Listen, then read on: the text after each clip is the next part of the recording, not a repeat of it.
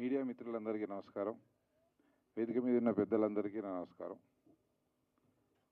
డొక్కా సీతమ్మ గారి సినిమా నిర్మాతలు మురళీమోహన్ గారు సెలబ్రేషన్ చేస్తూ 2 రోజుల కింద నాకు ఫోన్ చేసి చెప్పారు, మీరు రావాలండి ఫంక్షన్కి అని.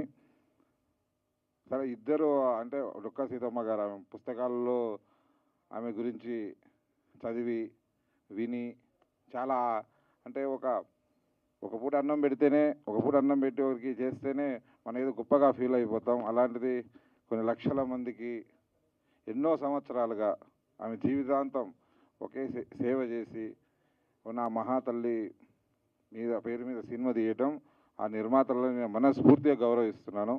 ఎందుకంటే కమర్షియల్ ప్రపంచంలో ఏ సినిమా తీయాలి, లెక్కలు వేసుకొని, కొలతలు వేసుకొని, మీటర్లు వేసుకొని సినిమాలు తీయటం నేను చూసుకుంటూ పెరిగాను. అలాగే అప్పుడప్పుడు ఎవరో ఒకరు ఇట్లాంటి ఒక జీవిత చరిత్రలు గొప్పవారిది తెలవాలని సినిమా తీస్తుంటారు. కొన్నిసార్లు అనిపించినా నాకు ఎప్పుడు ధైర్యం అవలే చేయాలని. బట్ ఇలాంటి వాళ్ళు తీస్తున్నప్పుడు నాకు చాలా ముచ్చటేస్తుంది. అంటే గొప్ప సినిమా తీయడానికి వాళ్ళకి కావాల్సింది డబ్బు, అదే కాదు గట్స్ కావాలి. ఈ జీవిత చరిత్ర ప్రజలందరూ చెప్పడానికి ముందుకు వచ్చిన నిర్మాతలకి మంచి జరగాలని, ఆ దర్శకుడికి సక్సెస్ రావాలని మనస్ఫూర్తిగా కోరుకుంటూ డొక్కా సీతమ్మ టీం అందరికీ నా శుభాకాంక్షలు. అలాగే మురళీమోహన్ గారు ఇందాక చెప్పారు, రేలంగ నరసింహ గారు సూపర్ స్టార్ కృష్ణ గారిని. సూపర్ స్టార్ కృష్ణ గారి అభిమానిగా ఆయన చూడడానికి ఫిలిం నగర్కి వచ్చి ఇక్కడే ఉండిపోయి ఇక్కడే చిన్న చిన్న పనులు చేసుకుంటూ కెమెరా అసిస్టెంట్గా, ప్రొడక్షన్ మేనేజర్గా అవన్నీ చేసుకుంటూ నేర్చుకుంటూ అన్నీ చూసుకొని 2006లో నిర్మాతన ఇప్పటికీ 20 years నుంచి ఒక 15-20 ఫిలిమ్స్ చేస్తూ 80-90% సక్సెస్ రేట్లో వెళ్తూ అందరి సపోర్ట్తో వెళ్తున్నా. మురళీమోహన్ గారి నేను అప్పుడప్పుడు దూరంగా ఎన్నో ఫంక్షన్లో నమస్కారం పెడితే ఎప్పుడు క్లోజ్గా కలవలేదు. కానీ ఆయన గురించి నేను ఎప్పుడు ఇంటర్వ్యూలో ఆయన ఎలా జీవించారు, ఎలా ఎదిగారు, ఎలా చేశారు అని ఎన్నో ఇన్స్పిరేషన్గా తీసుకుంటా.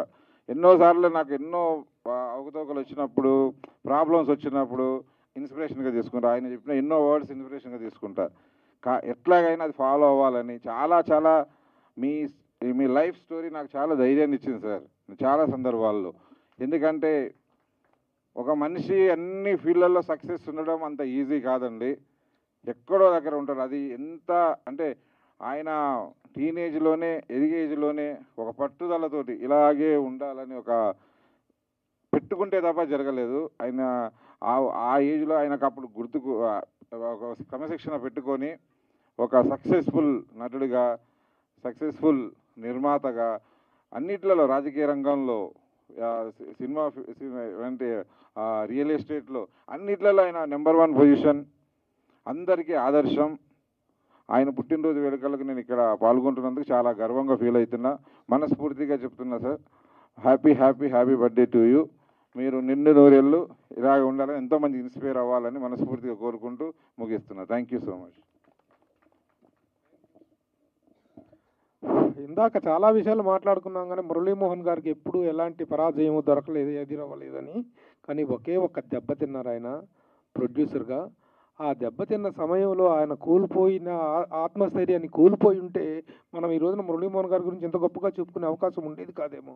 కానీ ఆ దెబ్బ నుండి ఆయన కోలుకున్న విధానం ఏంటి, ఏ విధంగా తనను తాను పునర్నిర్మించుకున్నారన్నది రియల్లీ ప్రతి ఒక్కరికి కూడా ఒక జీవితంలో ఒక గొప్ప స్ఫూర్తిదాయక లెసన్ అవుతుంది. అలాంటి మురళీమోహన్ గారు really that was a great. తను చెప్తే తనకు గుర్తుకొచ్చిందండి. ఇప్పుడు రామసత్యనారాయణ గారిని మాట్లాడాల్సిందిగా కోరుతున్నాను. వేదిక మీద ఉన్న అందరికీ నమస్కారం. దాసరి గారి కాంపౌండ్ నుంచి వచ్చిన గొప్ప నటులు